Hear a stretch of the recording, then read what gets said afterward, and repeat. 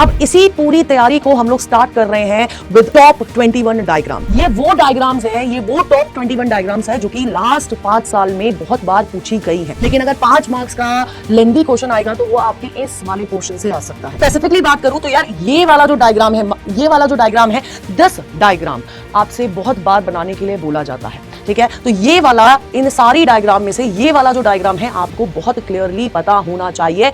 Hello bio troopers, welcome to NCERT NEET Adda 24/7। मेरा नाम है Bharti and I am your biology educator.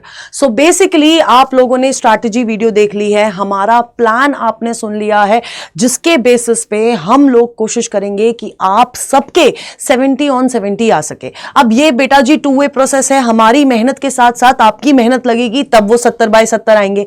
अब इसी पूरी तैयारी को हम लोग स्टार्ट कर रहे हैं विद टॉप 21 डायग्राम्स। ये आज जो मैं आपको डायग्राम्स बताने वाली हूं, ये डायग्राम्स देख के आपको ये रिवाइज करके आनी है, क्योंकि कल इन डायग्राम्स का 9 बजे लाइव सेशन होने वाला है, जहां पर हम इन डायग्राम्स के थ्रू कैसे कैसे क्वेश्चन आ सकते हैं, क्या क्या पूछा जा सकता है। एंड ये वो डायग्राम्स हैं, ये वो टॉप 21 डायग्राम्स है जो कि लास्ट 5 साल में बहुत बार पूछी गई हैं, ठीक है। तो ये हर एक डायग्राम नहीं बोल रही मैं आपको एनसीईआरटी पढ़ने के लिए, लेकिन ये टॉप 21 डायग्राम्स आपको करनी है, जिसका हम लोग पूरी एक्सप्लेनेशन करेंगे कल सुबह 9 बजे। आज बस आपको ये बताना है कि यार ये डायग्राम्स आपको बस एक बार रिवाइज कर लेनी है कल सुबह 9 बजे वाले सेशन से पहले, ठीक है। So without wasting any time मैं आपको डायग्राम्स बता देती हूं, कौन कौन सी डायग्राम्स है जो कि आपको पढ़नी है ना, रिवाइज करनी है। कल हम लोग इसकी एक्सप्लेनेशन भी देखेंगे और इन डायग्राम से किस किस तरह के क्वेश्चन पूछे गए हैं और किस किस तरह के क्वेश्चन पूछे जाएंगे वो भी मैं आपको बताएंगे कल मैं और परम सर। सो बेसिकली अगर मैं स्टार्ट करूं विद द डायग्राम नंबर 1, सो आपके sexual reproduction in flowering plant से ये 2 डायग्राम आती है, जहां पर दिस इज दी स्ट्रक्चर जो आपका पोलन ग्रेन का है, अंदर से खोलोगे तो आपको इस तरह का स्ट्रक्चर मिलेगा, और ये दूसरा डायग्राम आपका ये वाला है। अब इस डायग्राम को यार बनाने के लिए भी पूछा जा सकता है और आपके एमसीक्यू में भी ये डायग्राम बहुत बार आई है, ठीक है।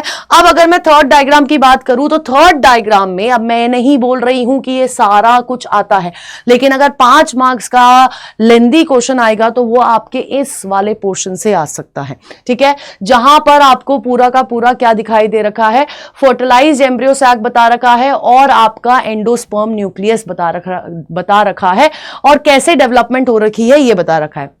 डायग्राम नंबर 4 में आपको ये जो आपके सीड का स्ट्रक्चर है ये बहुत बार पूछा जाता है, and trust me on this, ये एमसीक्यू में आएगा, ठीक है। नेक्स्ट अगर मैं बात करूं डायग्राम नंबर 5 में, अगर मैं स्पेसिफिकली बात करूं तो यार ये वाला जो डायग्राम है, ये वाला जो डायग्राम है 10 डायग्राम आपसे बहुत बार बनाने के लिए बोला जाता है, ठीक है। तो ये वाला, इन सारी डायग्राम में से ये वाला जो डायग्राम है आपको बहुत क्लियरली पता होना चाहिए, एक मैच्योर एम्ब्रियो सैक का डायग्राम आपको पता होना चाहिए, ठीक है।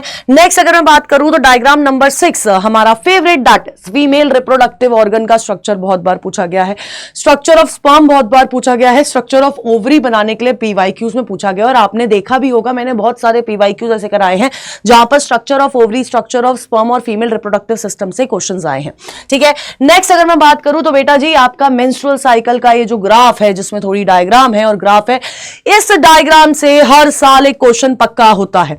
तो ये वो डायग्राम्स है जो मैं आपको यहां पर बता रही हूं, जहां से क्वेश्चन आने ही आने हैं, आप कुछ भी कर लो, ये क्वेश्चंस आते हैं, बनते हैं इन्हीं डायग्राम से। अगर कहीं से भी डायग्रामेटिक क्वेश्चन आता है, डायग्राम बेस्ड क्वेश्चन आता है, वो इन्हीं डायग्राम से आने वाला है और कहीं से नहीं आने वाला है, और ये सारी चीजें आपको यही मिलने वाली है एनसीईआरटी नीट अड्डा 24/7 पे, ठीक है। फिर आपका स्ट्रक्चर ऑफ ओवम हो गया।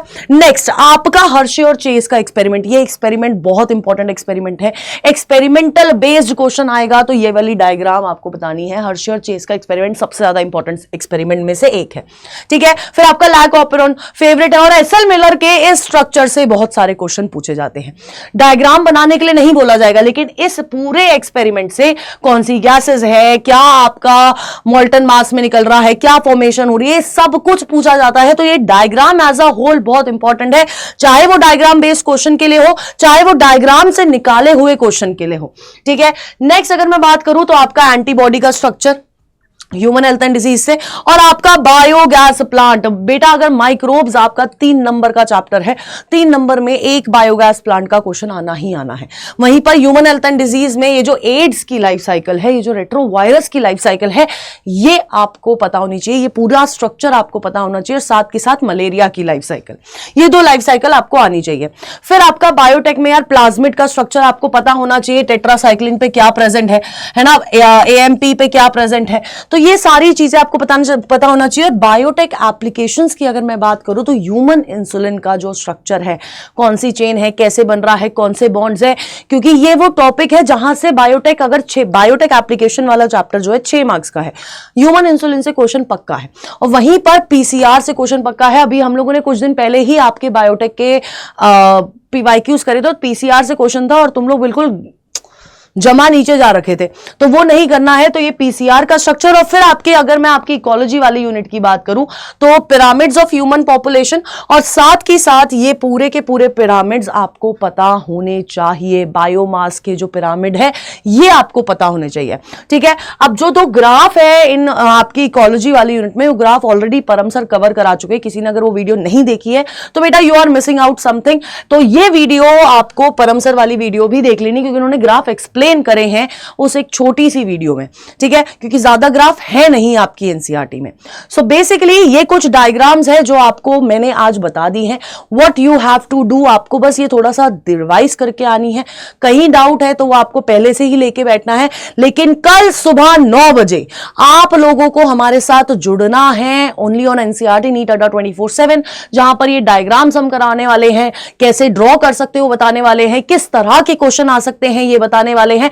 ये सारी चीजें हम आपको कल सुबह 9 बजे करवाने वाले हैं, मैं और परम सर, ओनली और एनसीईआरटी नीट अड्डा 24/7। तो टाइम लॉक कर लो 9 AM का, and do subscribe to this channel, क्योंकि अगर बायोलॉजी में 70/70 आ सकते हैं तो वो यहीं से आ सकते हैं।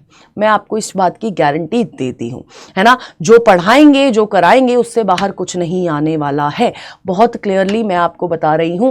एंड फॉर अपडेट्स चैनल पे एक्टिव रहिएगा। एंड दूसरी चीज, आपको हमारा एनसीईआरटी नीट अड्डा 24/7 का टेलीग्राम फॉलो करना पड़ेगा, ज्वाइन करना पड़ेगा, क्योंकि सारी पीडीएफ वहीं मिलेगी, है ना। कुछ भी आपको ऐप डाउनलोड करने की जरूरत नहीं है, कोई ज्यादा मेहनत नहीं, टेलीग्राम पे आपको सब कुछ मिल जाएगा। बस आपको हमारे साथ कंसिस्टेंसी मेंटेन करनी है, एक प्रॉमिस करना है कि मैम जब बुलाएंगे हम तब आ जाएंगे, हमें पढ़ना है, हमें 70/70 लेके आने हैं। That's all. ये डायग्राम पढ़ लेना, एंड कल मिलते हैं सुबह 9 बजे with explanation of these diagram, और साथ के साथ विद क्वेश्चन प्रैक्टिस। चलिए बेटा जी, stay tune on NCERT NEET Adda 24/7। All the best.